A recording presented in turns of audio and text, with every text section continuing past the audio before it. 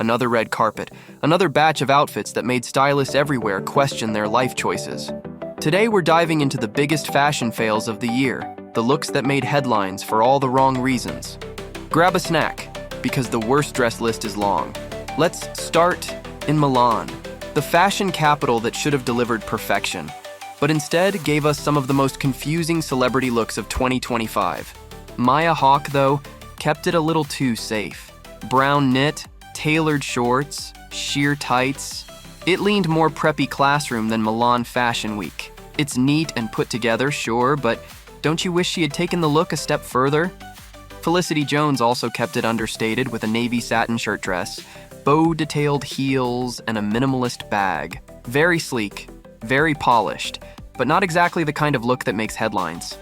Things heated up at Fendi, where Naomi Watts went full fashion forward in an oversized gray suit with a structured bag. It's modern and bold, but maybe a little overwhelming on her petite frame. Shailene Woodley showed up in sheer lace and satin, leaning into boudoir-inspired elegance. It's sultry, yes, but also safe. The kind of look that whispers rather than shouts on a front row. Levante, meanwhile, didn't hold back. She went all out in clashing stripes. Bold and unapologetic, sure, but honestly, it verged on over-the-top chaos.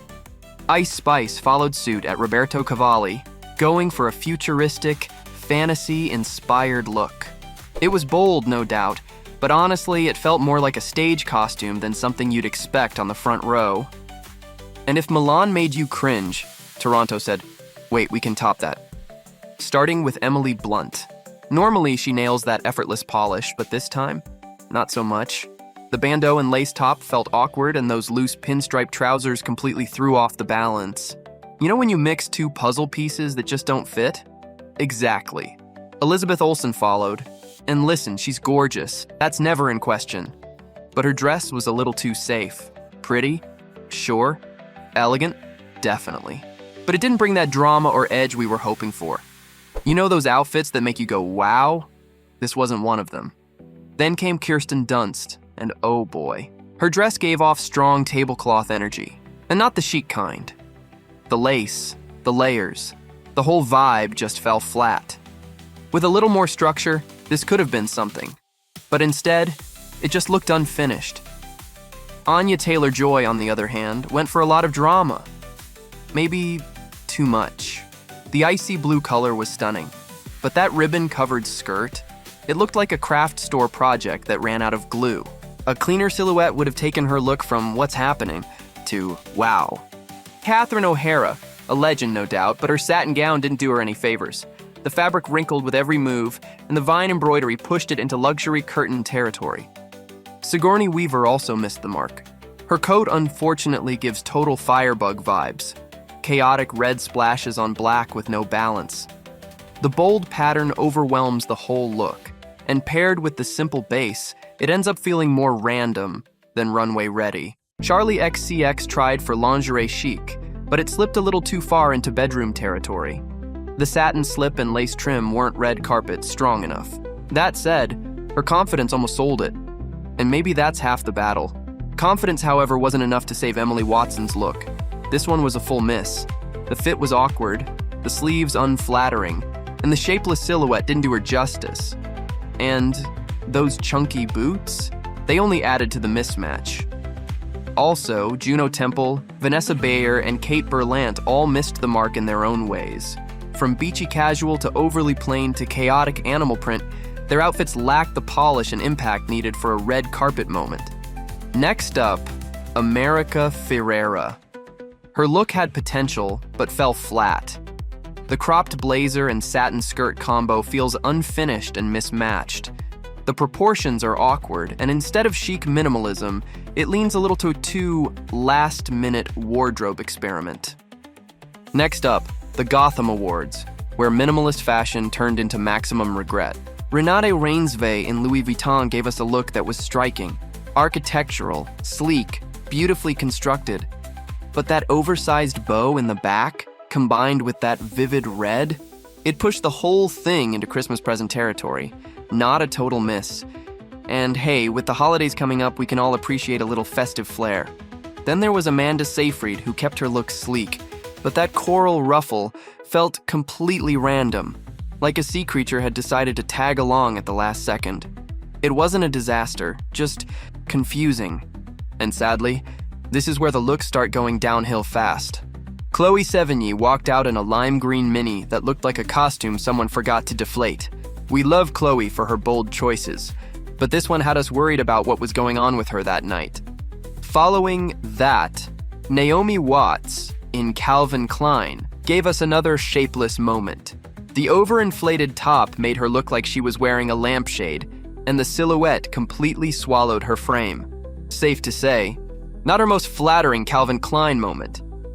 Then there was Kristen Stewart in Chanel. And listen, I do love her edge, but this outfit felt like she raided her grandma's closet. Tweed, odd proportions, and none of her usual cool factor. It just wasn't giving.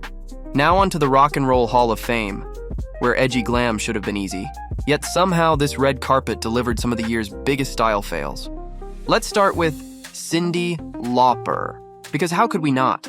She shimmered from head to toe, from that icy platinum hair to her studded jacket. Pure rock star energy. Beside her, Brandi Carlile went for a more laid-back vibe. Converse, loose styling, and a whole lot of casual charm. It had personality, sure, but maybe a little too weekend hangout for such a big night. Speaking of Cyndi, she was inducted by none other than Chappelle Roan, who delivered a look straight out of Cindy's True Colors era. Chains, a newspaper print skirt, a towering headpiece. It was bold, theatrical, and completely unforgettable. And knowing that Chappelle once sang True Colors at a childhood audition, that makes it such a full circle moment. Then came Taylor Momsen, who definitely understood the assignment and maybe took it a little too far. She showed up in a sheer black lace gown that left very little to the imagination. Bold? Absolutely. Subtle? Not so much. But later she changed into a sleek black slip dress for her performance. Still edgy, but much more in tune with the moment.